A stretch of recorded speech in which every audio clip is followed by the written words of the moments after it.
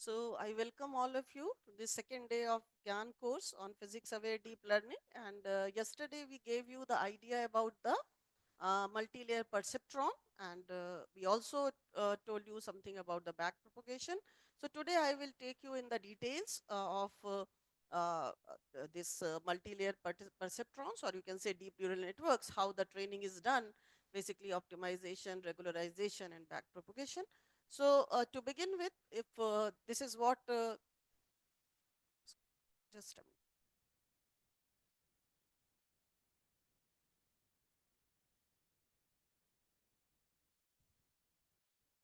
So this is what we learned yesterday, that this is your multi-layered network, and here you can see that we are learning the feature hierarchy. I gave you an example yesterday, and where we know that each layer is extracting features from the output of the previous layer, and important point is that all these layers are trained jointly, right? So up to this point, I think this is clear to everyone. Now, today we will talk about generalization, because what we want that our model should work good on the unseen data, right? So we are training our model, so and then we are testing it with the unseen data, and we want performance to be good. So that is what we say generalization. So we want to know that how well your learned model is generalized from the data you are training to the new set of data. So here you can see that this is your training set with the labels known, and this is your, let us say, test set with the labels unknown. And generalization error is what determines model's ability to react to new unseen data. How your model reacts to unseen data, we want it to react in a good way. So let us discuss about model complexity and generalization. So the three pictures are being given to you, and here you can see that this is nothing but a simple two-class classification problem. And then here you can see that this is your simple model. Now here you are trying to make it somewhat more customized to, and then you can say intermediate model, and just look at here, such a complex. You want to classify each and every, it's too loud actually. You want to classify each and every instance of it, right? So if you consider so you can see that if you want to go to the third one, then the complexity of the model is increasing, right? If you move towards right side. So here, let us know that this generalization or test error of your learning algorithm is having two main components, right? One is bias, another is variance. So bias is what? Let us understand whatever I am going to discuss today. There are so many terms I am introducing to you, and you are supposed to know all these terms in order to successfully implement or understand the deep neural network, right? So here bias is nothing but error due to simplifying model assumption, right? So you are having a very simplified assumption, and that is how you can say that your model is not that good, right? So now, but what is a variance? Variance is actually error due to randomness of training set. So let us say you are training your model with one set of data, and then training it with some other set of data, and testing the how the performance differs over there. So here you can see that bias is nothing but how much the average model over all training set is going to differ from the true model. So once you have trained it over all training set and the average of that, so basically how it is working on the test data. So here always remember that if you are making simplified assumption, obviously it is prediction function will be easier to learn, but it is going to give you more error, because you are actually making too much simplified assumption which are not accurately representing your real world scenario. So obviously the result will not be as per the scenario. So here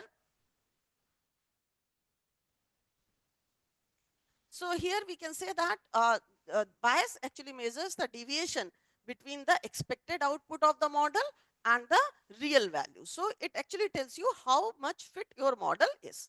Then we come to the variance. Variance, as I told you, it is change in the estimation of the prediction function when you are training the when you are changing the training data. So once I'm let us say training it with X data, this result is there. I'm training it Y data, this result. So it is varying, right, with the change of randomness in your training data. So and then what happens? So obviously we want to minimize this generalization error. but it's still something is there when you reaching the lowest bound of generalization error, and then you say that you are not actually getting rid of it. Why this is so? This is so because of noise, because your data, I mean, none of the system is, you can say, full, I mean, without noise. So every phenomena you are capturing, so we are capturing noise. Actually noise is there, so because of noise you cannot have it below, I mean, certain level. So here you can see that this is your simple model. So in the simple model, your bias is high because, I mean, your model has, you have made too much simplified assumptions, and but the variance is low. But here you can say that so much, right? So this low bias is there.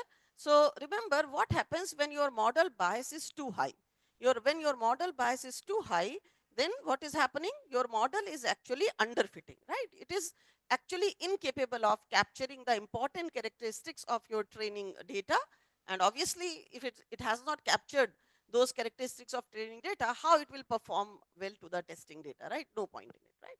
Now, when what happens when your variance is too high, right? So if your variance is too high, then your model is actually overfitting.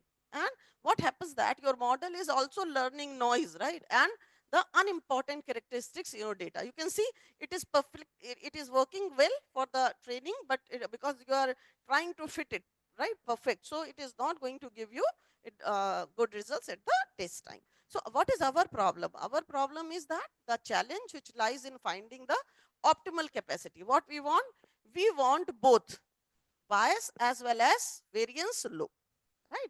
So like keeping both low, that is a challenge. So how to do that? So because now the question comes that if I'm giving you this situation, so basically this is when you can see here high bias, so it is basically underfitting, that is your high variance, so overfitting.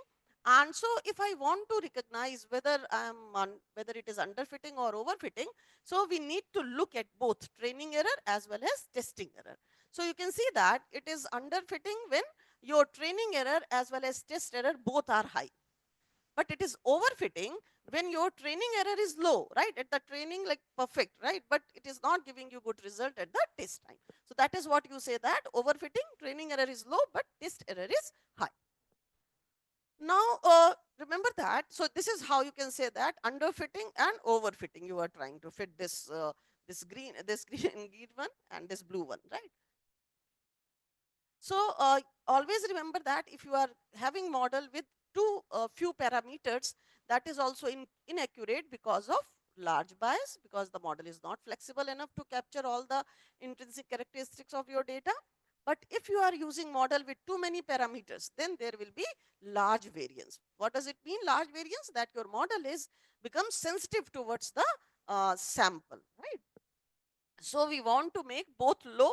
So what is the problem? Let us understand there is a trade-off, right? If you want to deal with something, then I mean something is increasing, something is decreasing, how to keep both as low. So there is a bias variance trade-off, and here you can see that this we are showing you the result in terms of error and complexity. So at this end you are having high bias, low variance, and there low bias and high variance. So what happens here? This is your training error, right? So when you start training, then the training error goes on decreasing, right? Now this is your test error. Okay, so in the beginning you can see the test error is high, but then so it is increasing over there when you are having a model with low bias. So here you can see this stage is your underfitting, right?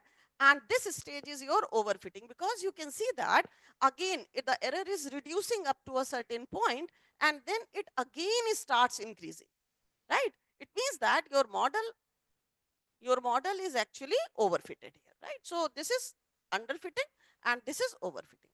Now take this test error. So what happens if you are showing many training examples?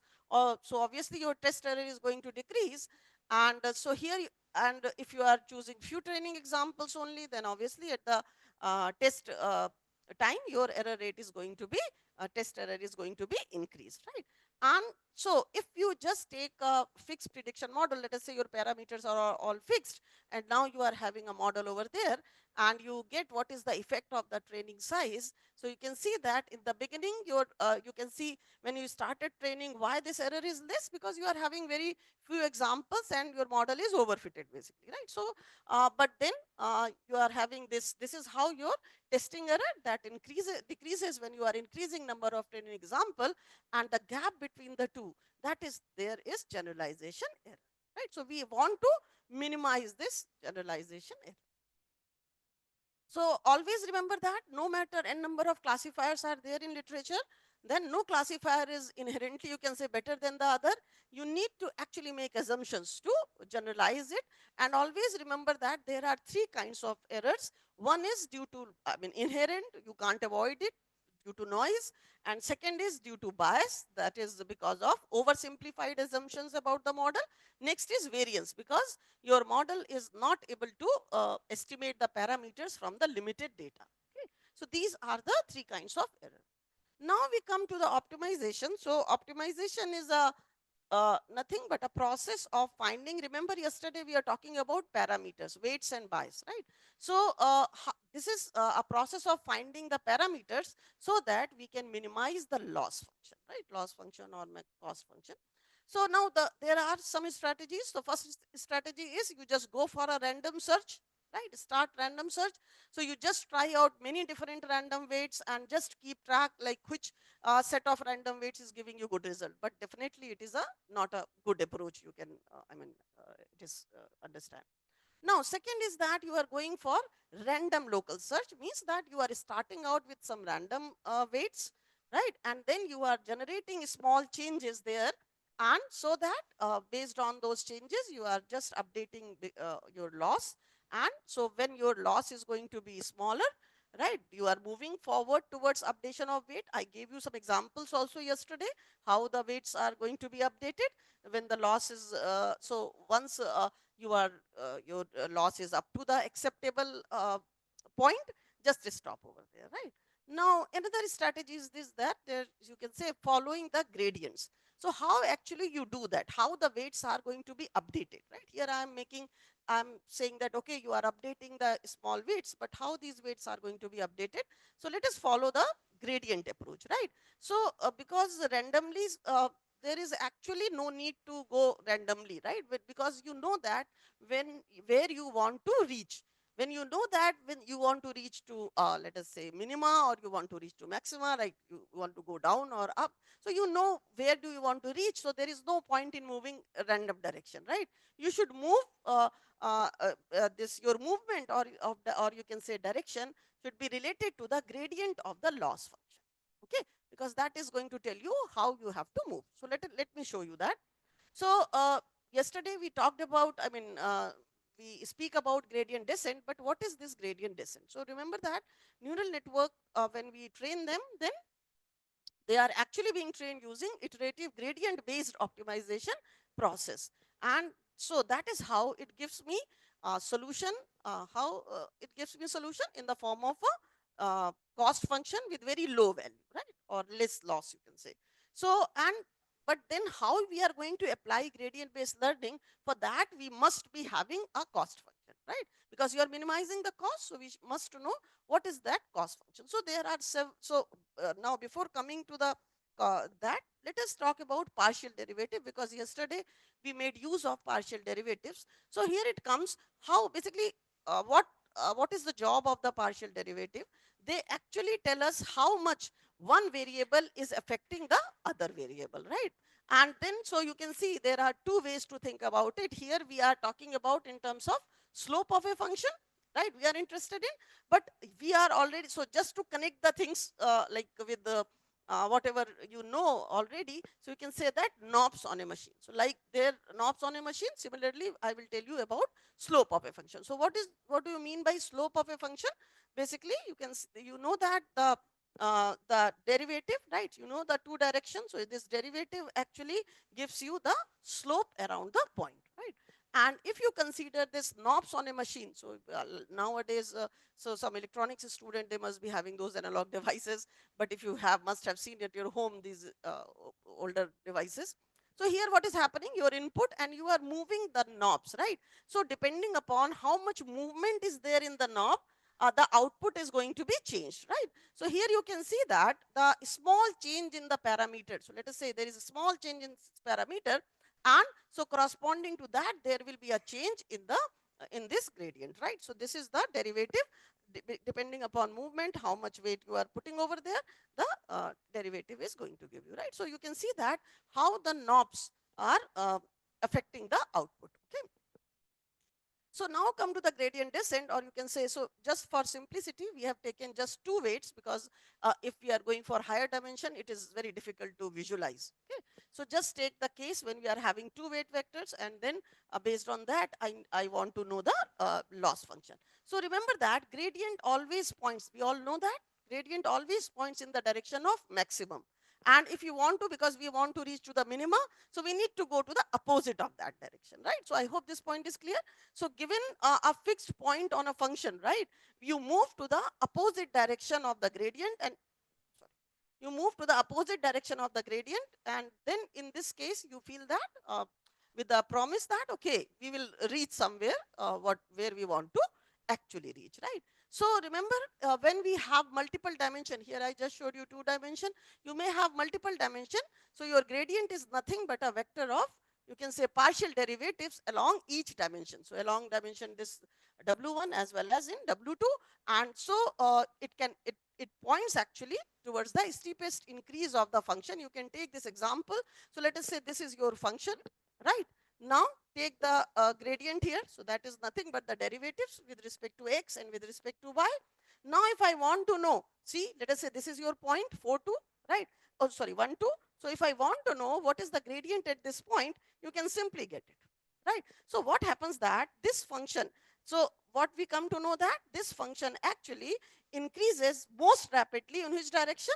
In this direction. And so where we need to go now? Opposite of that, right? So now is it clear to you? What do we mean? So just by two parameters it is being shown to you, and then you can imagine, I mean, multiple parameters there, and we are going towards the minima. So always remember that the slope in any direction, that is nothing but the dot product of the direction with the gradient, right? And so direction of steepest descent is the negative of the gradient. I hope this point is clear to everyone, because this is the most basic thing everyone should know when you are working there. So so how we need to work here, see, so every step we are moving, right? So so what is happening, we start with some initial estimate, and at each step you will find the gradient of the loss with respect to w, and then take a small step in that direction, right? So in the opposite direction you are taking it there. So you can see that what is your update rule? Update rule is nothing but this w is equal to w minus delta w, right? So some small changes in the opposite direction of gradient. So now we know that this we need to find weights as well as bias. So we are actually, so we are finding those weights and bias, so that this loss function based on these weights and bias is actually minimized. So what we assume here, we assume that this loss function is a convex function, right? So we are saying, okay, let us say there it is having just one minimum, and that is where we want to reach. Okay? So that is there, and so we are going to proceed to the direction of opposite to the gradient, so that we can we can reach to this global, sorry, we can reach to this global minimum. Is it clear up to this point? Right? So this is your cost function, you can say the weight vectors, okay? Now let us see our incremental learning strategy, so or how the gradient descent work, right? So now let us say these are the several examples are given to me. So x1, x2, x3, they are input, y1, y2, y3, they are the output, and so we are having a single perceptron there, and this is your outcome, predicted outcome, right? So what is this? So we need to modify our weight vector, weight here you can say, such that your predicted output is closer to your true label. True label is y, predicted label is y hat, right? So it becomes closer. Now when we say closer, what does it mean actually? Right? When we say that your predicted output should be closer to the actual output, right? So here you can see uh, that is how to know this, we need to introduce this loss function. So as I told you, the neural network are usually trained using the iterative gradient based optimization process.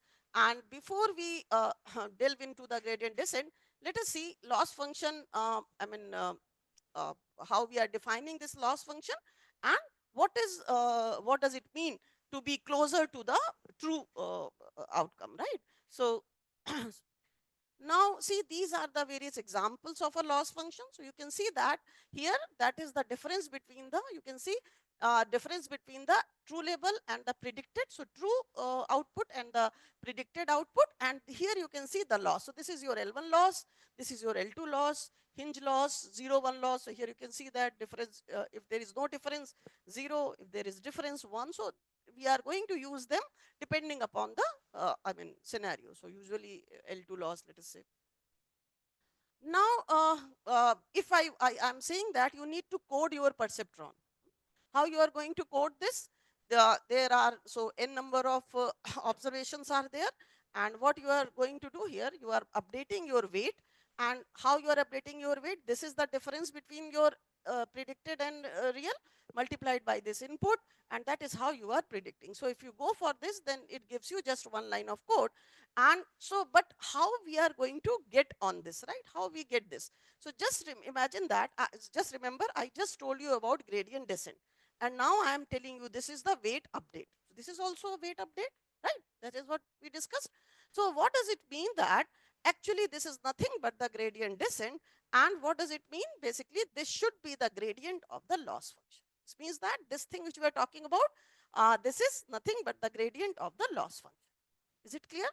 Hmm? Now, so with this, let us assume what is our loss, because we need to link with all the things, right? So just see this gradient of the loss function. So let us assume that our loss function is an L2 norm, right? L2 loss. So here you can see, so the difference L2, I already showed you the difference and the squared one. So this is your loss function, right? Now, what is this? Now you know what this partial derivative is giving me. This is the partial derivative of loss function with respect to what? W, right? So what does it mean that this is the rate, this partial derivative of loss function with respect to W, that is the rate with which this loss is going to be affected, will change when you are going to change 1 unit, right, per unit of this weight, right? How? So this we are saying how the weight is going to be changed, and when your weight is going to be changed, how your loss is changing. You are just capturing the rate of that.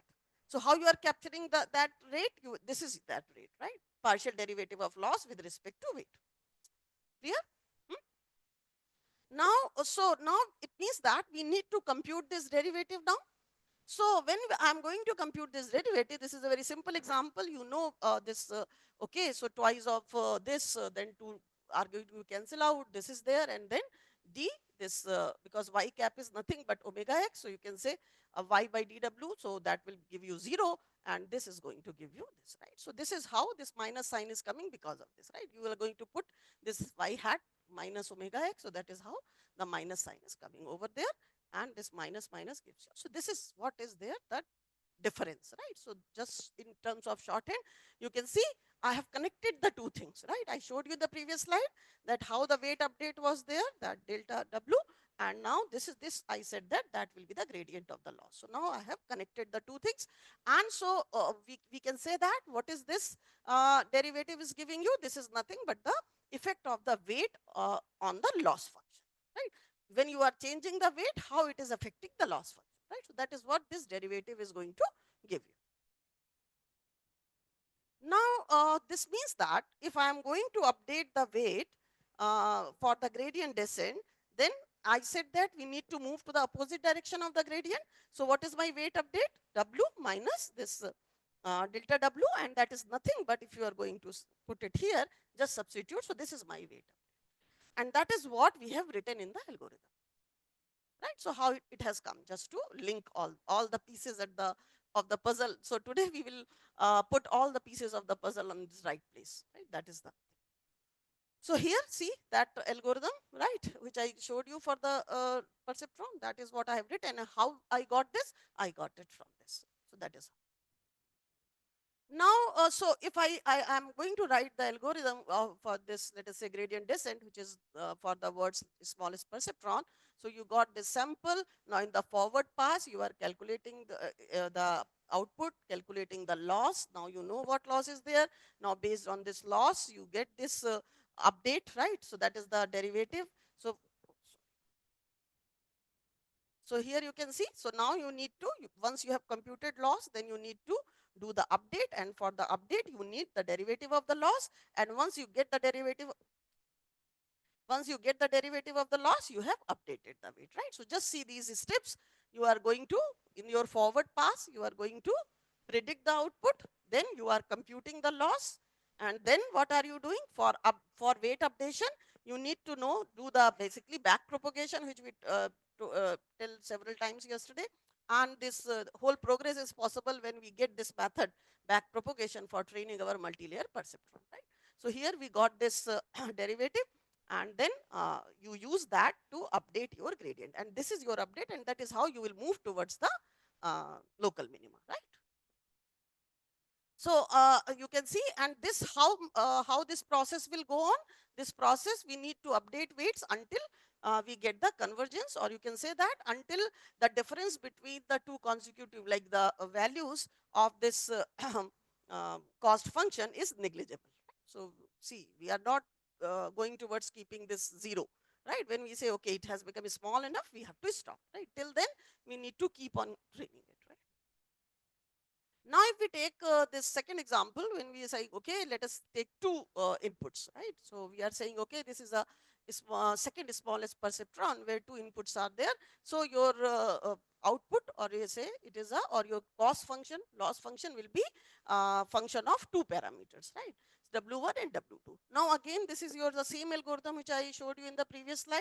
Now this algorithm is going to be, so how we are going to do? Now we are going to consider this thing for the two variables. So you can say that, okay, when we are going to do the back propagation and gradient update, we need to compute partial derivative of this network, right? Which is with respect to these two variables now, right? So here you can see that similar, like as I showed you this derivative with respect to W, now I have written it with respect to W1 and with respect to W2, right? Nothing, I mean, exactly same thing. Hmm? So now here you can see that how you are going to get it. Okay. So now when you are keeping it in the similar manner which we did in the last slide, what you are going to get, this corresponding to x1, this one is corresponding to x2. So this is nothing but your update in the weight vector w1. This is nothing but update in the weight vector w2. And now when, so what we are going to do with these partial derivatives? We are going to use these partial derivatives to update our weight vectors, right? So you know which direction you need to move, right? So you need to update your weight vectors. So we are going to make use of these partial derivative to update our weight vectors, right? Now when we are going to do update, there is a slight change, right? As compared to the previous slide, here we have introduced a variable, we call it eta, right? Earlier what I said, W1 minus W2, right? This delta W2, but now there is a word come eta, and this eta is nothing but the learning rate, right? So this is a positive scalar that actually determines the step size, uh, uh, how you are moving towards the minimum, right? So if your step size is uh, basically that is your learning rate, and so if it is too big, there is a chances you can miss the minimum. But if it is too small, then your convergence will also be very small, right? Because you need to keep on running and just seeing how it is affecting the cost, right? So you can't move very fast, right? You can't move very slow. So this is one of the hyperparameter. Remember, we will discuss later, right? So just now.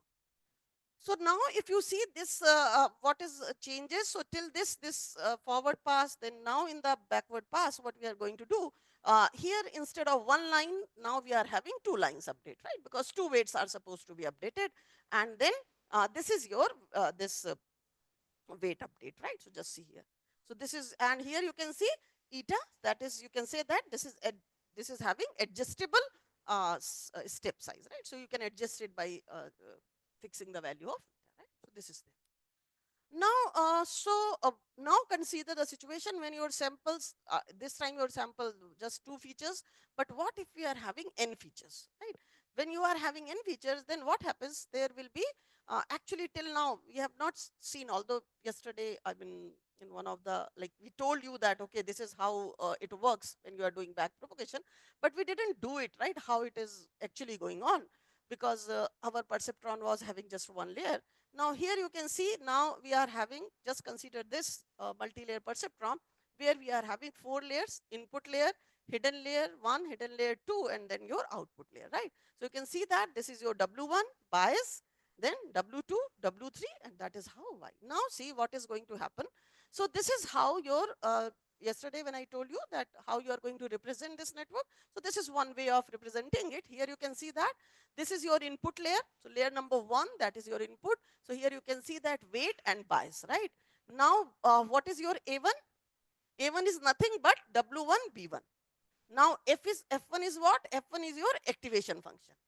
Now you are passing this A1 to this activation function. What is your output? That is here, right? Now now the next layer you are reaching, the weight here is W2. Again, this is your activation function is this.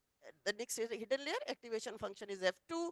Again, the next layer, the weight, this is having, this layer is having this weight W3, and that is how you are going to get. So here you can see this F1, F2, F3, they are the activation function. W1, W2, W3, they are the weight function. B is for bias. And now let us see how we are going to, also, okay. So before moving, so these are the various activation functions. Sigmoid we showed you, and then ReLU. So usually, I mean, this is a good default choice because its execution is also, computationally effective. Now let us see what is going on here. And I would like you to pay attention, because once you will get this thing, then the whole thing will be easy to get, right? Now here, so what is your A1? I will go a bit slow here so that you may get good idea about this. What is your A1? A1 is nothing but W1 X plus B, right? Now move forward. So one step we are going to move forward. And when we are moving forward, what is your A2? A2 is nothing but W2 into F1, F1 A1, right? W2 into, what is this? What is the output here? F1 A1, right? So A1 basically is passed to F1, right? So the output here is F1 A1, right? So that is what you are writing here. So what is your A2? Your A2 is this W2 into F1 A1. Now what is A1? Just substitute here A1. Okay? Now let us move further forward. How are you going to write A3 now? A3 will become W3 into F2, and then what? This A2. A2 is what? This whole thing. Okay? Now further move. What is your this Y now? Finally, F3, right? So here you can see this F3. Then F3 में क्या pass कर रहे हैं? You are going to pass this A3. A3 is what? A3 is this. Okay? Output Y here is what? F3, A3, right? In this activation function F3, you are passing on A3. Okay, so here you can see activation function F3, and you are passing on this A3. This is your A3, right? What does it mean? We started from our, sorry, we started from this input X, and we wanted to reach there at Y, right? Output. It means that this whole network can be written with just one long equation, right? Just one equation. Okay, everyone. Now we need to train this network. So we got this equation, and we need to train this network. Okay. Now here, what is known to us and what is unknown to us? So what is known to us? Only two things are known to us. That is, sorry, that is X and Y. Rest everything, right? You can see all these weights, activation function, bias, everything is unknown, right? And sometimes your activation functions are also having parameters. Okay, so these are all unknowns which we have to learn. So now we come to the learning of multi-layer perceptron. So we are having this set of, so that is how, what is the way of writing here? You can say that this is the set of samples and you are learning this multi-layer perceptron. So theta, right? We are saying whatever parameters I showed you there, there may be like that was particular to mine, the network I showed you. Your network will be different, the parameters will be different, right? So we are representing it by theta over there. So let us say what are my parameters here? So we can say activation function, this F, W, and P. So learning consists of what? Minimizing the loss with respect to the parameters over the whole training set, right? These parameters, with respect to these parameters, we need to minimize our loss, and this too over the entire training set, right? That, okay, for this, maybe for maybe high, some may be low, but we'll say that overall for this set of parameters, my loss function, that is the best. So now here you can see that again we come back to our gradient descent algorithm. So we're saying, okay, now this time for each random sample you are picking up, then again your forward pass, the now we have written in terms of general form, that is with the theta. Now here you can see, so now we are having, earlier I showed you just one parameter, right? The derivative of the loss with respect to W1. Then we took example derivative of loss with respect to W2. Now I am saying that derivative of loss with respect to theta. Theta are all parameters basically, right? So like if there are 10 there, so I need those 10 derivatives, okay? And then we need to update, right? So that is why we are saying vector of parameter partial derivatives and vector of parameter update equations. Okay, so far so good. चलिए, now let us see that we need to compute these partial derivatives, right? Because without computing those partial derivatives, we can't do anything. And here there is a something where I want your attention. So let us say, so we are here when we say that derivative of the loss function with respect to theta, in this network, what are parameters there? So W3 is there, W2 is there, W1 is there, and B is there, right? So we need to compute all these, right? So derivative of my loss function with respect to all four parameters, and see how I am going to do that. Now, so remember when we say that, what is the meaning of this? When I am saying that derivative of the loss function with respect to weight W1 means that when we are changing W1, how the loss is changing, right? So we can say that this partial derivative is described how this change of W1 affects this output, that is your at the loss layer, right? So the question comes, how we are going to compute it.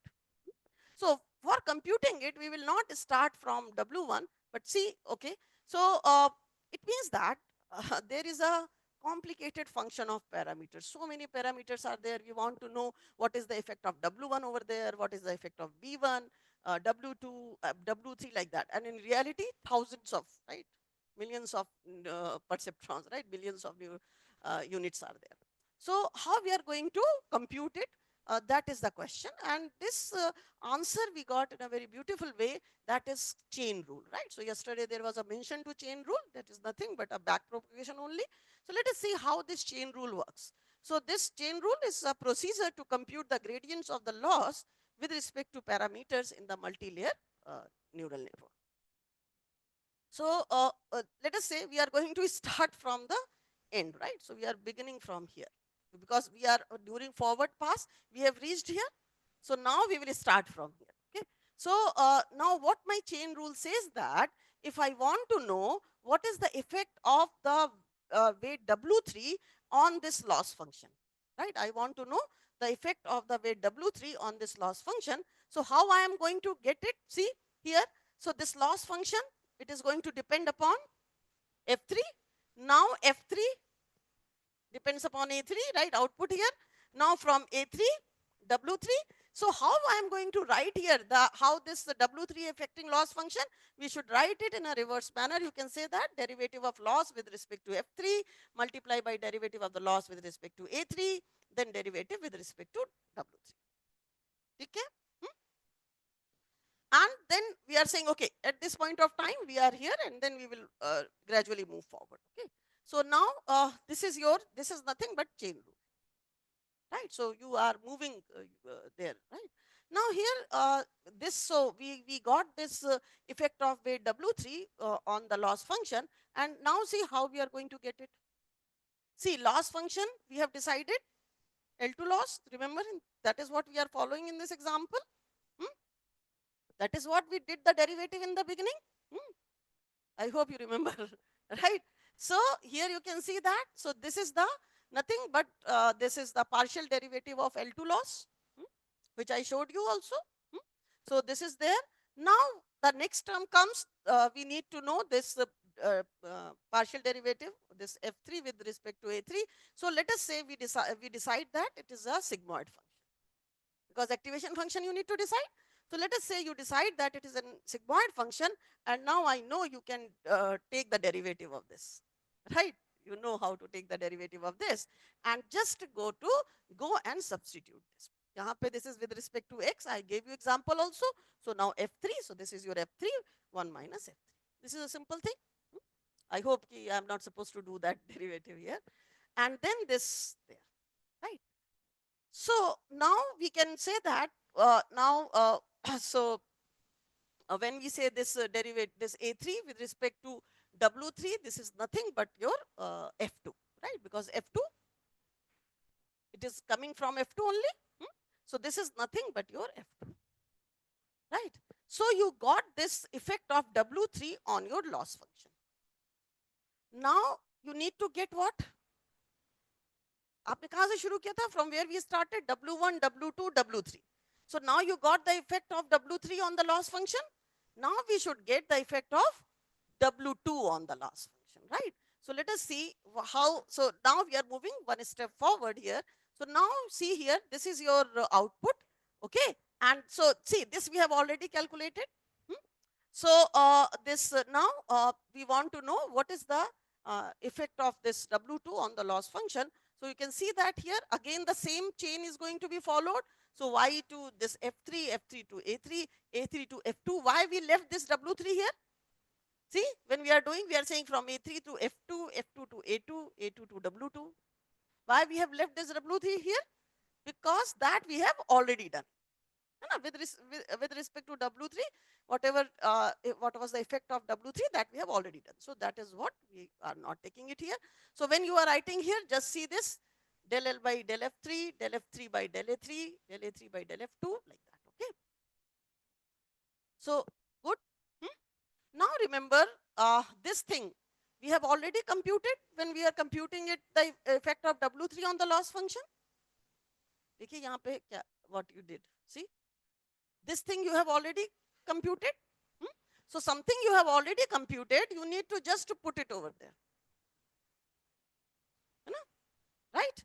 So you have simply, what you have computed, you have simply reused it, or you are saying it is a propagated, and that is what we say chain rule. Okay. So chain rule, or you can say backpropagation, is an algorithm. Again, you can understand gradient of a compound function. You know now your compound function, right? I write it in just one go, and as a series of how we are taking care of it, as a series of local intermediate gradients, right? In terms of not, we are dealing with local gradients and step one by one. Hmm? Now let us again move here.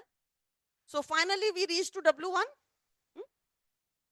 So W1, okay. So now remember that y to F3.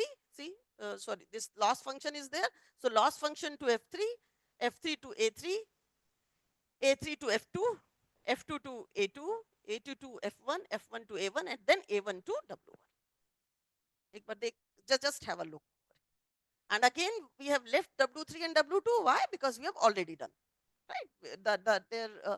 This we have already calculated, right? Hmm? Now, see, now we know this has already been computed. When you are moving from backward, right? When you are moving from W3 to W2, then this is already computed. So we are going to reuse it, right? That is what is being shown by Steve yesterday, how this is being done. Okay. So when you are knowing, you can reuse it. Now just see, summarize everything in one go, right? This is what with change with respect to W3, with respect to W2, W1, and similarly like W1 and B1, same way, just in place of, in the last one when it is saying A1 W1, it will become A1B. Rest everything will become same, will remain same, right? Now see, when we started from here, then this thing is computed. So when you are at this step, you can simply use it. Now when you are moving forward, I mean from the back side, what is happening? This thing is already computed, so you can use it here. Now when you will move forward, this thing is again computed, so you are going to use it here. So that is what is called backpropagation. That is what the example was shown to you, with the derivatives, with the values, and here I am giving you the concept. So I hope this concept is clear now. Okay. So it means that what? That your back propagation will work with any. Remember here what this to do this back propagation, what do we need? We need partial derivatives, right? So it means that any activation function which can be differentiable, right? You can use it, and then your back propagation will work. So your any activation function which is differentiable, your back propagation is going to work, right? And also, but remember here, if you talk about the cost of the forward pass and cost of the backward pass, right? There is a huge difference. You see, the computational cost of back propagation is twice that of forward pass, right? It means that, because why this is so? Because every step you need to compute gradient with respect to input and parameter, right?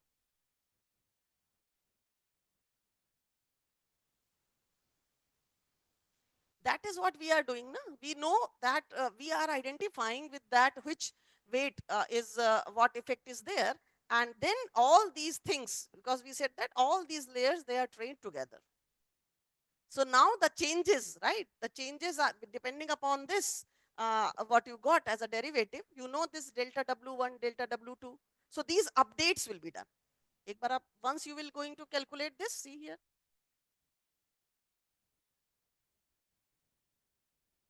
See here. Once you get this derivative, which I just showed you, then you are going to make use of this derivative to update the parameter. For example, you got this derivative with respect to W1, right? So you got effect of W1 on the loss function. So that effect is going to use to update W1. Got it? Then we calculated the effect of W2 on the loss function. So we need to adjust the W2.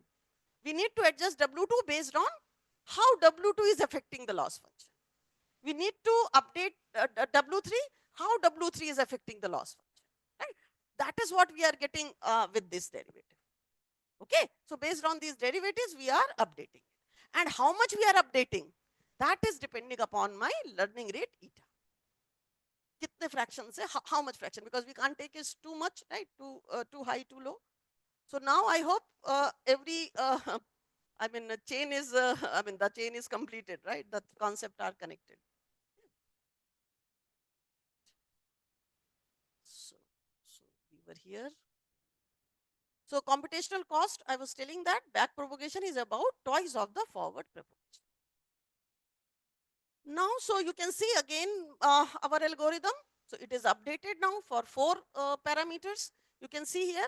So again, you are calculating loss function, right? Then its effect, right, of all these parameters, and based on these effects, you are going to update these weights, and you are going to do it repeatedly till the whatever loss you is acceptable to you, right? That you will set before, this much loss is acceptable to me, and I reach it, I will stop, right?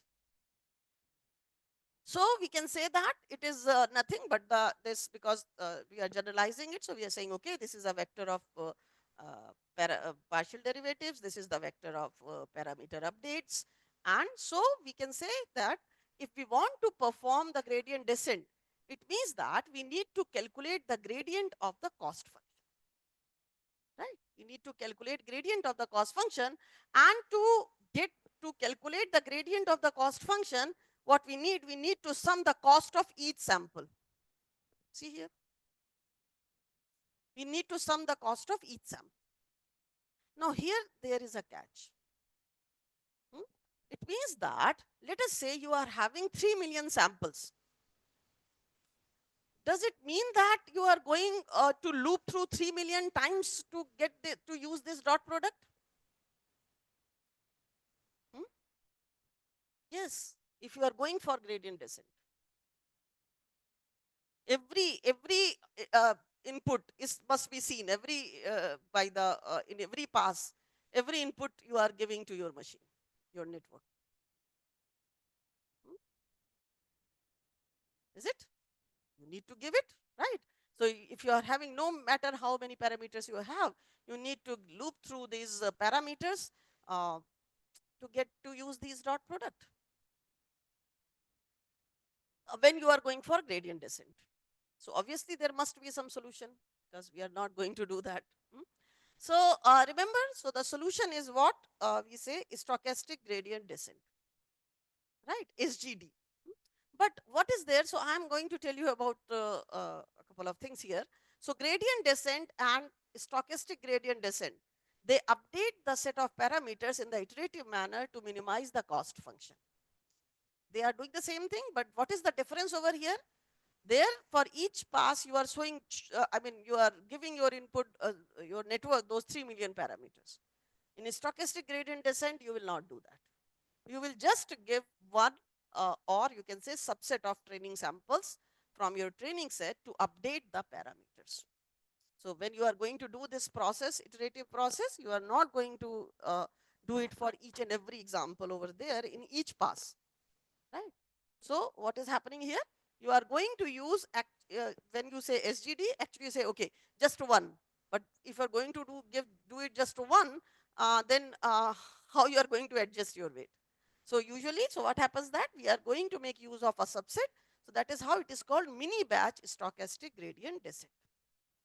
So instead of giving the entire data set, you are giving a small batch from that. Okay.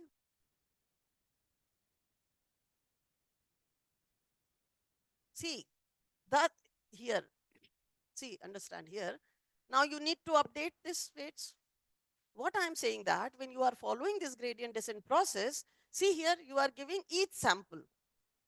So in one pass, you are passing on each sample over there, and then you are getting this. Every time you are going to add it, and then you are getting it. So if you are having these many parameters, high parameters, so the cost will become huge. So what is being said that, so if you go with this traditional gradient descent, you need to do it, right? So what is the solution over here? There is one another this thing, okay, in one pass, just to give one sample. That is stochastic gradient descent. So you can see that these are the two extremes. In one extreme, you are giving every sample there in each loop, right? And in one, you are giving just one sample. So both these are the extremes. So what is there? We are going to settle up somewhere in between. So we said that instead of giving this whole 3 million, let us say you are giving 1,000, right? So that is what is mini stochastic gradient, right? Descent. And I will tell you how, why this works. So that is what we are going to discuss now. So when we go for mini batches, actually it is a good idea. Why? Because now you just imagine, because I showed you the process, that the optimization using gradient descent is very expensive, especially when you are using large data set, right? 3 million, 4 million, like that. So what we are going to do, we are, instead of using all the entire data set in one go, we are going to compute these derivatives and their average values by randomly sampling a small number of examples from the data set. Not going to do it for all, right? Just pick a small number of examples and do this. Okay. And then we are going to take average. See, that is what earlier we were going to take the average of derivatives of loss function with respect to all. Then we are fixing it up. But here we are going to take it only for that small set of uh, uh, inputs. So what we do in reality, we divide the entire data set into small subsets, which we call as mini batches, right? So that our training and optimization process may be speed up. right? So you can consider this example, and that will tell you, this example will tell you how this mini batch will work well, right? Because I mean, don't believe unless you have some information about it. So you say that, let us say we are considering, because we need to, ultimately we need to take mean of that, right? Whatever values we are getting. So, so let us say if I am going to have this standard error, this error depends upon, so this is the standard deviation from the data which of your samples, right? And so how this error depends upon your data which you are using, that is square root n, in that too in the denominator. Now just imagine your n is 100 and your n is 10,000. Yeah, yeah, do you get? N is 100 and n is 10,000. So second case requires 1,000 times more computations than the first case. 100 hai or 10,000 hai, right? So if you want to know how many times it is going to run, then you say 100 times difference is there. But in the performance, you can see what is happening. In the first case, you get 10. In the second case, you get, so in the performance, like if you, it is very sensitive, just you go very near, it changes. So now here you can see that square root of 100 and square root of 10,000, right? So the performance here, the difference is only of the factor of 10. But getting the performance, the factor of 10, what we need to do, we need to run it 100 times. You can understand, to get 10 rupees, we need to spend 100 hours, like that. Okay? So that is how we say that mini batches, it will work well. And now let us explore more into it. So now, with the mini batches, what will be the worst case scenario? See, we when we say that gradient descent, we are giving the entire data. We say that all entire training space, right? I mean, whatever there, we are giving examples from the entire training space to train my model, so that next time my model is seeing anything, uh, because I'm giving examples from the entire space, so it is going to work well. But what happens in the worst case scenario, it may happen that if we are choosing m samples in a batch, all those m sample are identical copy of each other. Do you understand what will happen? My network is not going to learn, like it is just like one example. See, if I'm choosing a mini batch of size m and all those samples are same, it is like I'm just using one sample, right? So that is what the worst case. But what happens in practice, this doesn't happen, right? But on the other case, you say that if you use a large number of example, then also what will happen? See, over. Then what is happening? If you are using large number of example, it may happen that you are going to, it is going to give you almost same value of gradient, right? So in fact, the repetitive computations on the large data set, they will not be of much use. So that way your mini batch is much useful. So mini batches are particularly, are usually better than your SGD, where typically we say SGD matlab single example we are going to use. So mini batch, a small subset. Okay, so this is better than SGD. How? Because uh, here, as compared to gradient descent, less computation is required to update the weights instead of entire. You are now using just a small subset, and then you can take full advantage of GPUs. So yesterday, like if you go, because from, so my transformation is from computer graphics to image processing to this. So when we did computer graphics, then we know there's transformations, right? That is how the video games and all. So that is possible with your GPU, right? So the GPUs, we can make use of the GPUs here to compute the gradient for many batches simultaneously by using the matrix multiplication, which are very efficiently can be done. Okay. So now, when we are going to apply mini batches for large neural networks with very large and, you can say, highly redundant training set, it is always preferred to go with mini batches, right? And suppose, let us say you are having this M training examples, right? So you are dividing this set into this capital M subsets, let us say of the same size, which you are calling as mini batches. Right? And then we are going to pass each mini batch through the network epoch. Please note, fit it in your mind, right? Because you will, when you are going to study, you will find these terms, right? So just try to fit in all these terms. Okay, so epoch. So you are passing each mini batch through a network, that is one epoch. Now, so what is happening here? You need to apply forward and backward propagation, update the weights, and iterate this process for all mini batches. Not for the entire, but all mini batches. Right? Now, how do we process, how do we do processing with the mini batches? Remember, we need to guess the initial learning rate. Hmm? Now, if your error goes up, or there are oscillations, right? You want to move straight to the minimum, but there are too many oscillations, then what is happening? You need to reduce the learning rate. It means that you are not going, I mean, from moving one to other place, lot many jitters are there. So that is to be avoided, right? So you say that if the error when you are, because see, nobody will tell you. I think yesterday there was a question also, how to, because these things you need to sit and you need to play with it. This is one of the hyperparameters. So you need to play with this. So how do you play with this? So based on the experience, you just take some value and then, I mean, you may adjust it. How you are going to adjust it? You are going to adjust it by looking at the error values. So if your error goes up or it shows the wild oscillations, then you are going to reduce the learning rate. If your error is decreasing slowly, it means you can increase, no problem. So this is there. So see here, you can see this okay, so either you are, see, we are not going for this full batch. Now you can see just one for one. So you can see one batch, how much jitter is there. And then for full batch, how you are moving over there.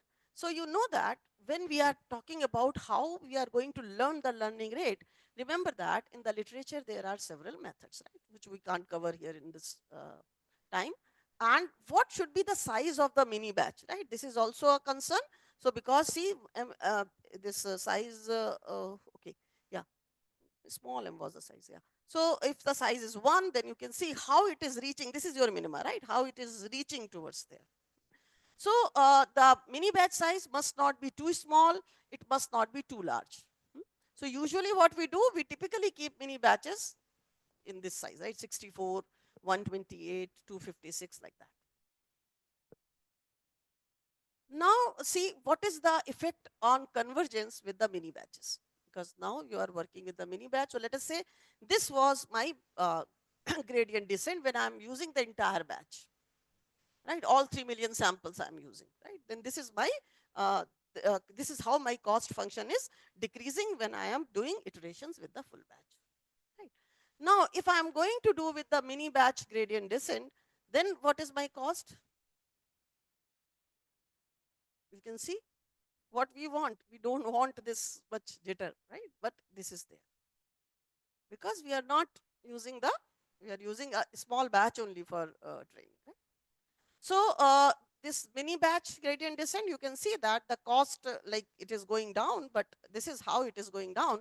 And so we can see that these fluctuations, right? So although you can see that these fluctuations are there in the cost, this cost graph, because the samples in one batch may be having different characteristic than other, right? Because you are choosing the batch, it is the different batches, they are having different characteristics, and therefore, I mean, you are converging in this fashion, right? Because of this, that these jitters are there. But rest assured, what is observed, but your algorithm is learning faster by this way.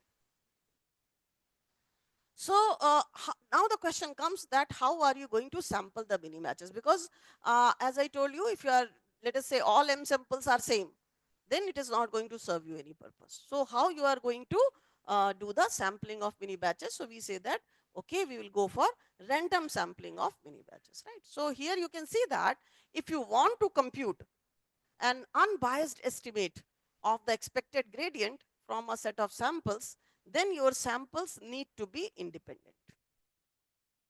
if you are using same samples, then what new your network is going to learn, right? So you should have the different samples, right?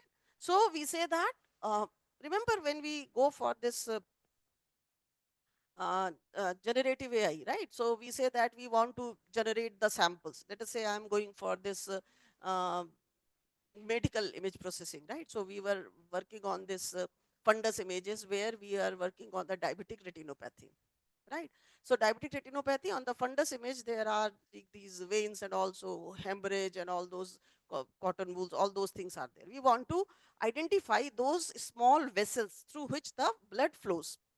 And because that flow actually tells me about the presence of the diabetic retinopathy. Now those vessels are very fine, right? And unfortunately, we don't have much data. So very small, like for classification of in the class, let us say the data is there. But if you go for the segmentation, because I want to segment those veins, right? So then we don't have sufficient data. So we went for this generative AI. Now the samples, you take example in any, this is just one example from my domain, right? You can take example from any domain. So when you are going to generate a new sample, what we want? We want the sample to be from the same space, but different from the existing sample. So somewhat you can say, if this is my sample, I want to generate from this space only, but slightly different, right? So because if I am going to generate exactly same sample, right? Because we say that we are generating sample, but if the generated sample is exactly same as the, I mean, sample you have, then how that sample is going to help you out, right? So we want some variation to be there, but still this variation should be there within that domain, right? Not outside that. So that is how. So there are different parameters on which we are saying, okay, these are the samples we can use. Because when you go for the sensitive applications like medical image processing, or you can say biometrics, when you are using, because if you need to, I mean, it is very difficult to get data for, we prepared one multimodal biometric device in our lab with some BRNS project. Then we need to validate it. And then fortunately, I got this data from some students, because we are using cancelable biometrics. So there was no problem. We have actually transformed that biometric. And so their original biometric was discarded over there. So, I mean, that way. But still some sensitive applications are there. So how to get, because if you are going to get the wrong data, then ultimately everything is going to be in vain. So here we want the estimate to be two subsequent gradient estimate will be independent only when your those mini batches will be independent of each other. So but what happens when you go for a particular data set, that will be naturally correlated, right? So for example, if you are taking these video frames, right, in a video, when you are going for this object detection in a video, so all frames, we all know that how this hand is moving. So basically you are moving like that, right? So every frame is related with every other frame over there, right, in the local region. So what to do? So remember that it is necessary to shuffle the samples before selecting every mini batch, right? Otherwise your algorithm performance is going to be compromised. Now here comes a very important thing, and especially to my students, I would like to remember, because this is something they forget. That is my experience from our class, that there are parameters and there are hyperparameters. So what are parameters and what are hyperparameters? So parameters are the values those which are learned by the model during the training, right? And what are the hyperparameter? Hyperparameters are the external settings which are chosen before training to guide the learning. Now, can you give me one example of the this parameter and one example of this hyperparameter? We are just talking about, you can give example from that only. Yes.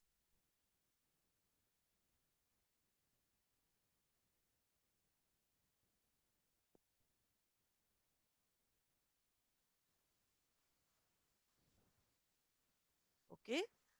So many, not one, so many. Like I told you about learning rate, that is a hyperparameter, right?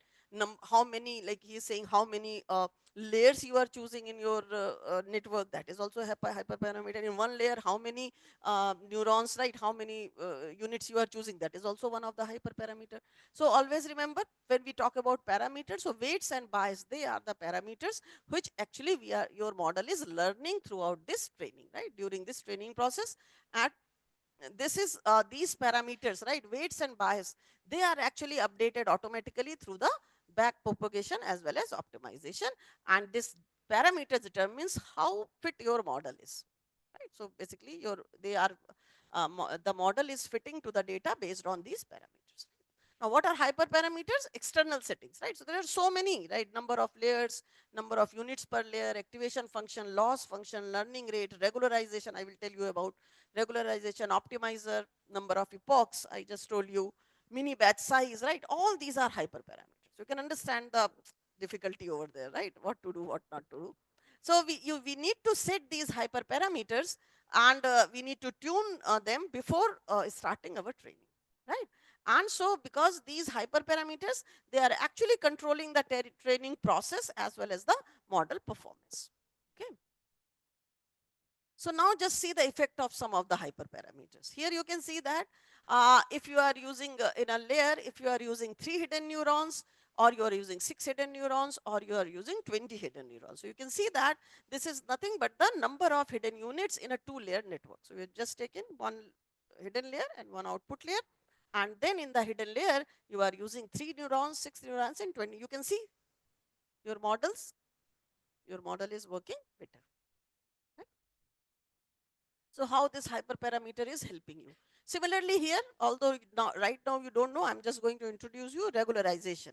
So this is a regularization constant lambda. So you can see that how the value of lambda, I will introduce you very soon. So how this value of lambda you can see is affecting your model, right? So you can see you are decreasing it, and that is how you can see it is becoming more and more sophisticated. So now we come to the optimization in the neural network. And so when we talk about the mini batch gradient descent, then we need to actually optimize it. You say, and then a few optimization algorithms are existing which are actually faster than the gradient descent. So this is just one choice, and then we are having more like gradient descent with momentum, RMS props, then ADAM optimization. So I mean, usually this works well. So I mean, ADAM optimization. Now it comes how why from the mini batch gradient descent, which was working very fine till now, and we are moving towards the other algorithm.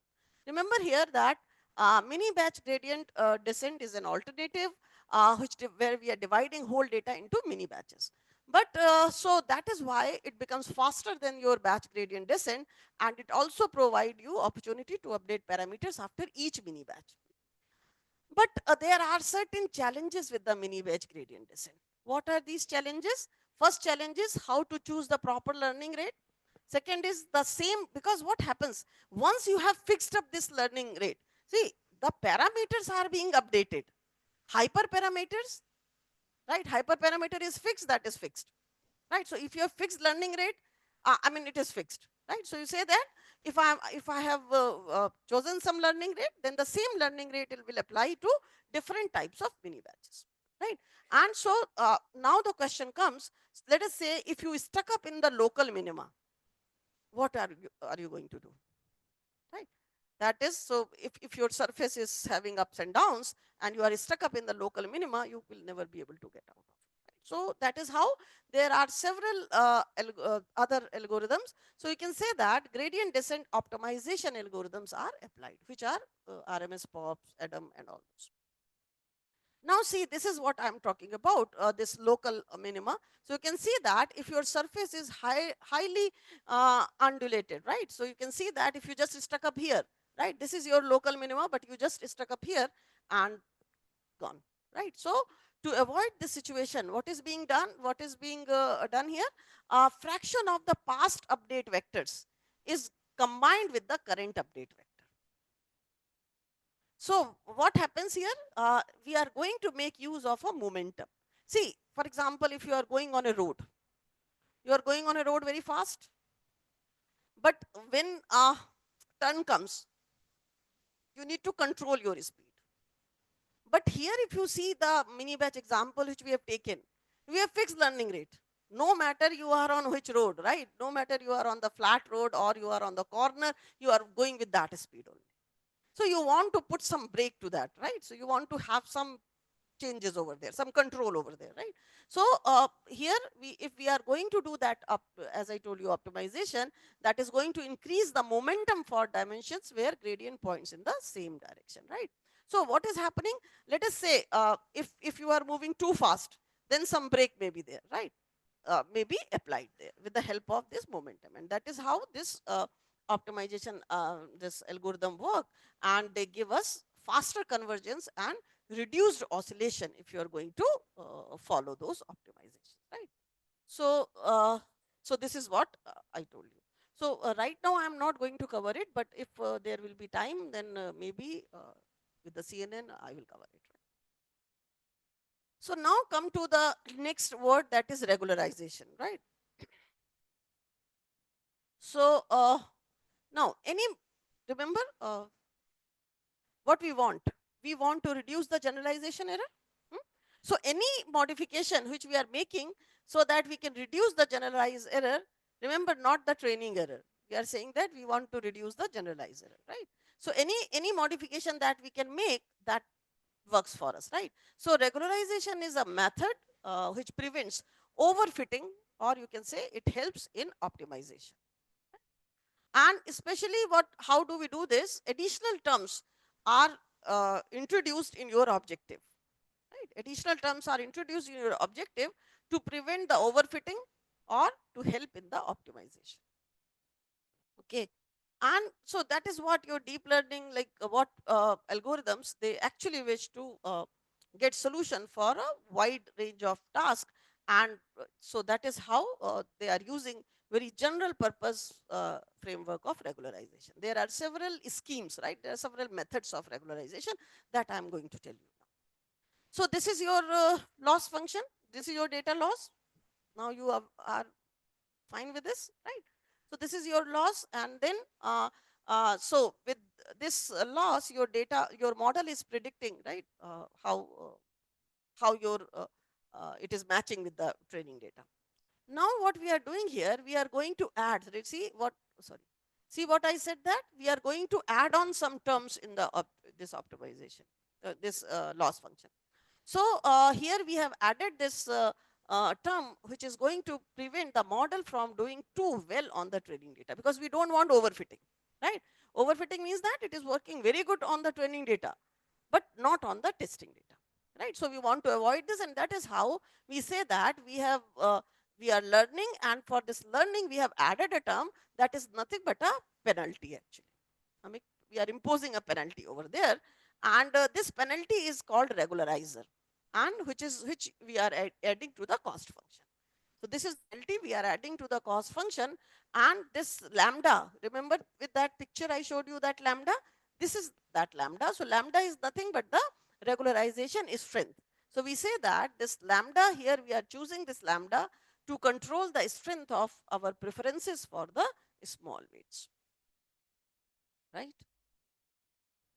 Now, so when we, as I told you, there are many regularization methods. So here you can see that so many regularization methods are there: L2, L1, data augmentation, multitask training, early stopping, dropout regularization, right? So many.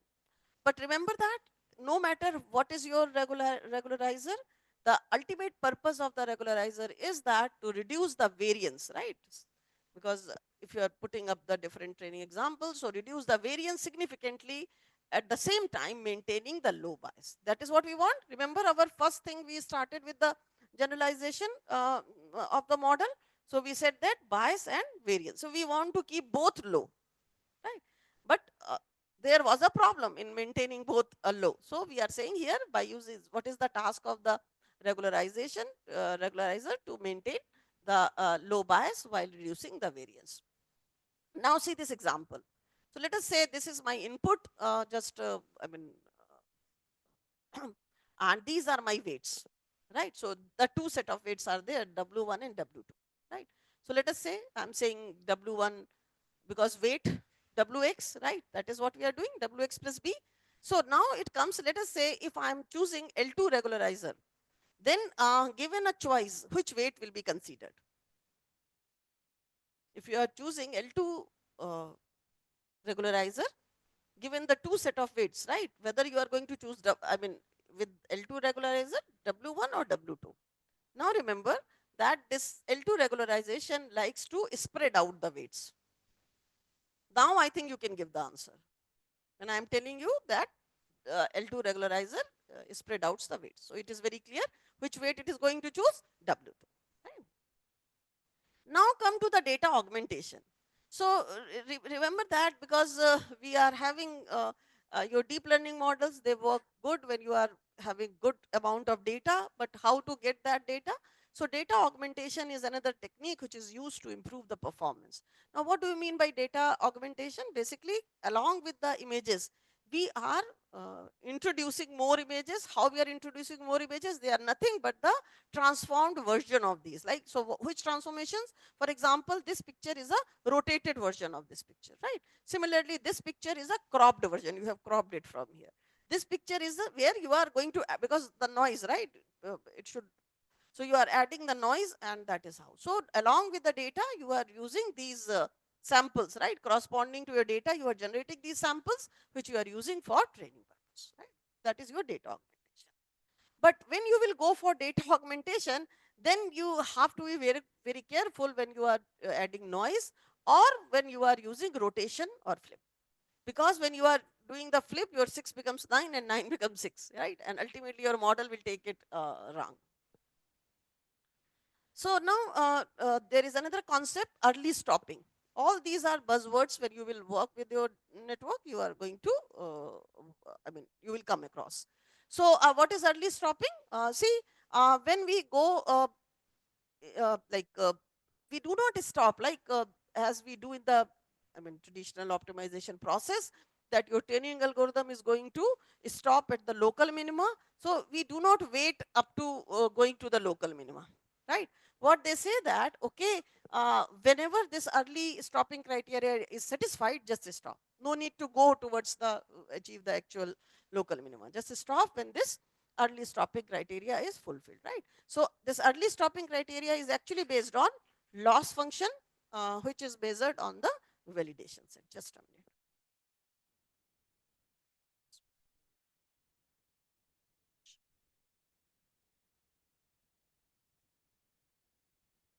So this criteria actually going to stop your algorithm just before the overfitting is taking place, right? Because overfitting we don't want. So just before the overfitting will take place, this criteria is going to stop your algorithm, right? What does it mean? It means that we are actually approximating. We are not getting the true loss function value. We are actually approximating the true loss function in the learning process by giving experience of validation data to my training algorithm, right? Not exactly, but I'm just giving it this, right? So that is how you can see here. This is your generalization error, right? Now you can see this is the error is too high. So basically this is the underfitting zone. Here you can see the error becomes low, but again you can see it starts increasing. We do not go to this say. So you have to stop, right? Let's say. So this is the optimal one, early stopping. Please stop, don't move towards, right? Because again, you can see the variance is increasing. See the way, because we want both bias and variance to keep low. Now, so what happens here? Again, the same thing is shown with another picture. So when you are training your large model, just a minute, I need a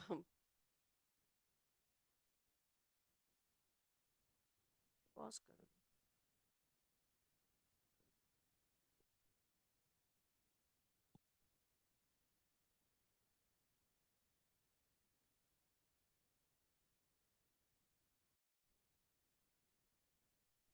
So now, when you are going to train large models with there is, I mean, there is might be an issue of overfitting, right? Overfitting. Then it is observed that your training error decreases, right? Steadily over a period of time. You see now, this is your training error. But validation error starts increasing, right? That is what I was showing you in the previous slide. So before that validation error start increasing, right? See variance. Before this variance start increasing, please stop, right? So this is what is early stopping. So stop when you are having good validation. Now there are some more methods, dropout. So in each forward pass, what we are doing, we are not moving forward with each and every unit, right? We are saying that in each forward pass, we are randomly setting some neurons to zero. Okay? So what happens here? And I mean, the probability of dropping is again a hyperparameter, right? That, okay, there is a 50-50 probability that this neuron will be dropped. So here you can see that this is on the left hand side, this is the standard neural network, and on the right hand side, this is after applying the dropout. So now this basically dropout regularization, it is computationally inexpensive but a very powerful method when you are going to regularize a broad range of models. And here what do you do? That at each training, right, at each iteration point, you are going to retain each unit with a probability p, right? So 50-50, right? It may be kept, it may not be kept, like that, right? So and but at the test time, the network is used as a whole, right? And the weights are scaled down by a factor of, because now we are going to use the entire network. So remember that dropout trains, uh, with the help of dropout, you can actually go for very large network, right? Because when you are going to do your, and here what is happening, instead of you will say ki we are dropping, then why not we are taking less number of units? See, it is not like you are dropping every unit every time. Sometimes some unit will be dropped because every unit is having some probability, right? So it is not like that it is totally off from your scene. So here you can see that this is the scenario in the training, and this is the scenario at the testing. So in the training, this unit is present with the probability p, and in the testing, this is always present. uh, Equally effective is there, that is inverted dropout. Now you can see here p. And what we are saying, at the training here, each weight is scaled up with a factor 1 by p. So that, and at the training, sorry, at the testing, no scaling is applied. See the difference over here, this, right? And then here in the inverted dropout, see, you are already, when you are doing the training, each weight is scaled up with a factor 1 by p, and at the testing, we are not applied any scale. So usually what happens, that for input layer, the probability is more, because I mean we want to keep more inputs over there, and for hidden layer, probability is usually kept as 0.5. Now how this dropout affects to the result. So these are the experimental results shown here. So on the MNIST data set, and this is you can see that without dropout, see, without dropout, this is the scene, and with dropout, this is the scene. So here you can see that I showed you example also yesterday, that each layer, at each layer you are learning something. So let us say you are learning edges. Okay. So here you can see that here you are able to learn, right? The this is the result when you are taking dropout probability as 0.5. So here your units are able to detect the edges, strokes, right, spots in different parts of the image. But here this is not, right? So here you can see that no dropout is there. So these units have actually co-adopted, and here you can see that these units, they are not able to see some random points, right? But here you can see clearly that it is learning. Okay. So here you can see that without dropout, this unit actually tends to compensate for errors in other units, right? So because there is some error in some other unit, and it is compensating for that, right? So because of that, it results in overfitting, and that is how it is not learning, right? So you can say that. But dropout, I mean, the other layers become more, I mean, uh, it is actually presence of other layers, it is making this hidden units unreliable. So that is how in the presence of dropout you can learn in a better way. So this is another this thing here, this example.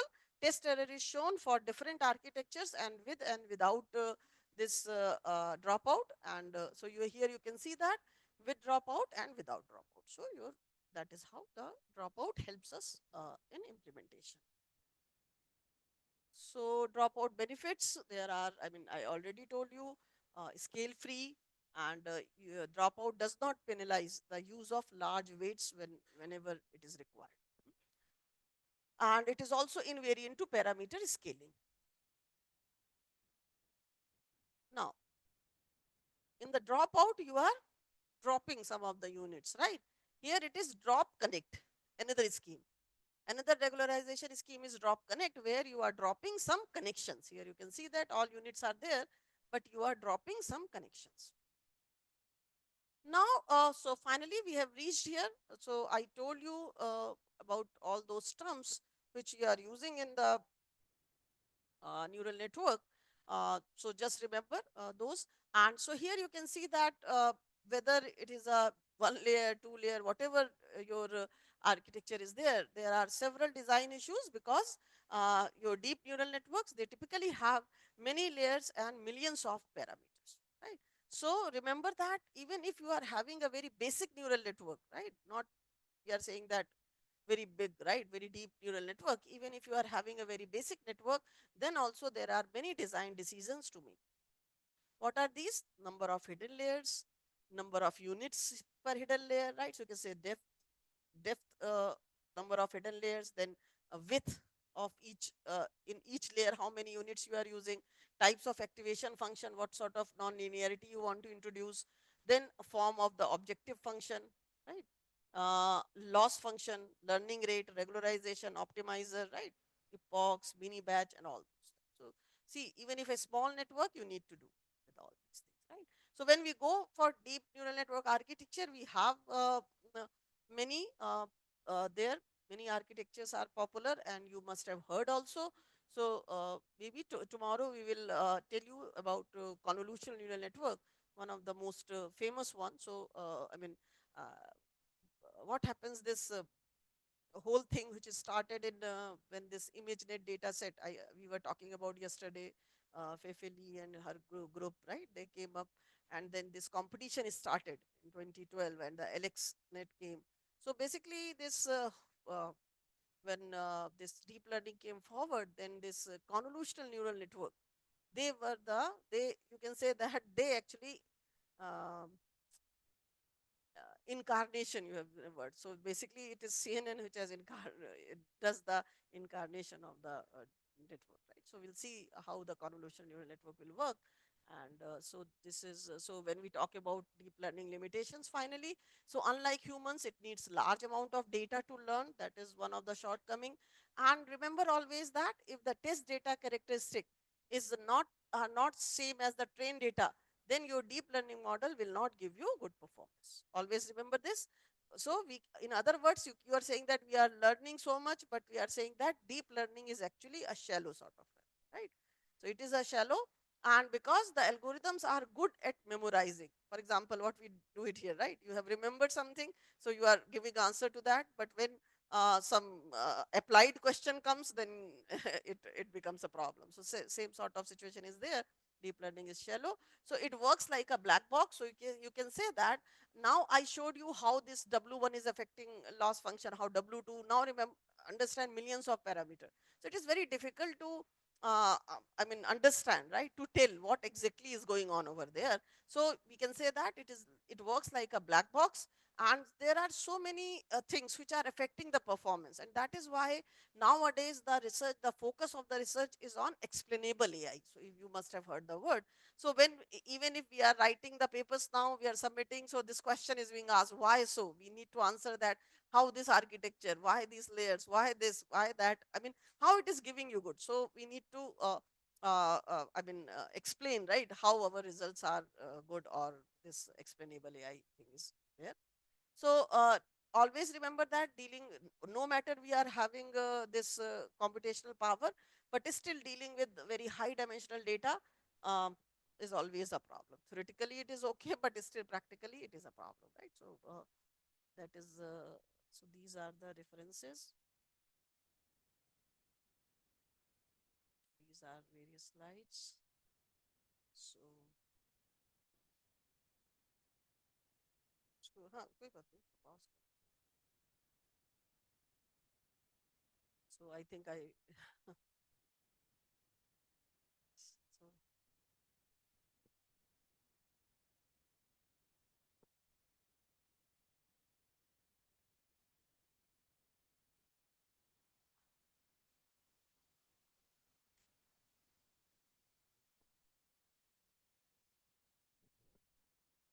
So I think Steve has already given you that he has uploaded all his material on a GitHub. So I will also upload my slides over there. So you will get it from there.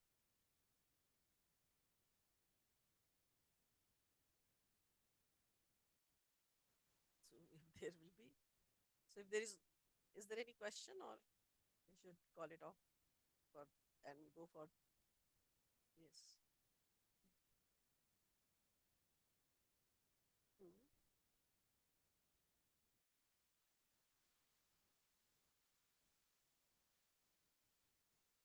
Hinge point. Gradient descent is always a problem. So what happens that when you are going to apply these activations, right? So when if your gradient dies out, right? That is why you can see all those optimization is there. So that is what I did not cover. So we used to like we used to keep it alive. Mhm.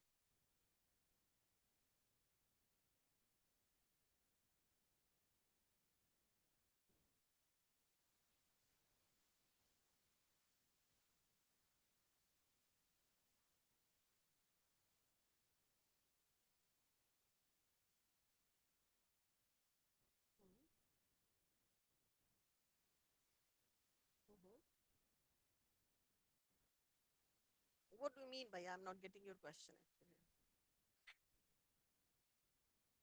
Hmm. No, no. Input parameters are discrete only. Input parameters we are giving some values to them. Our activation function, which we said that must be differentiable. We are giving values to input parameters. No? So those are the discrete values, not the continuous value.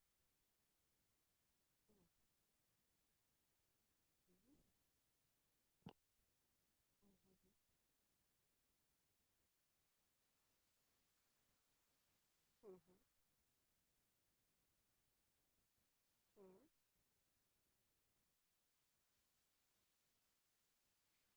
mhm, mhm, mhm, mhm, mhm.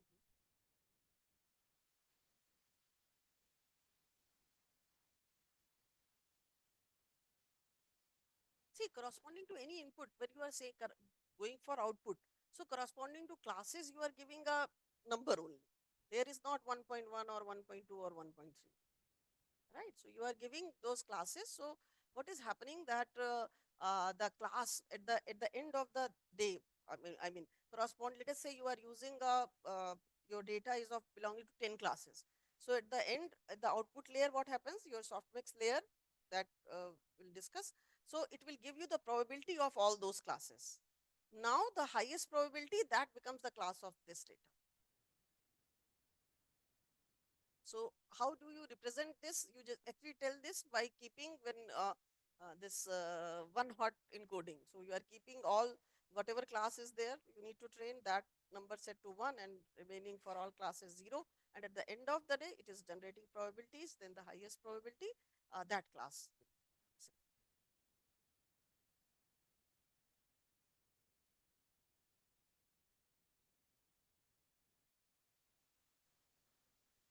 Yes.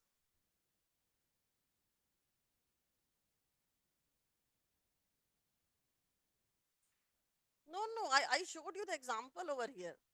See, I showed you the example of the dropout, how the presence of the dropout is helping you.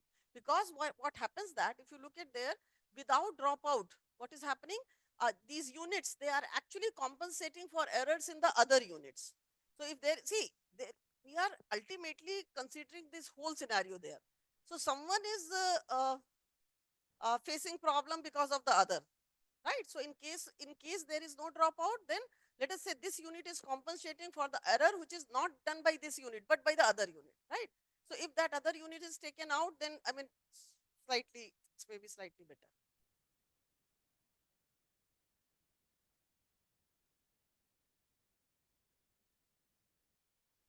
See, what is happening? One way is that you are keeping it low number, but low number is not serving you a problem. So you need more.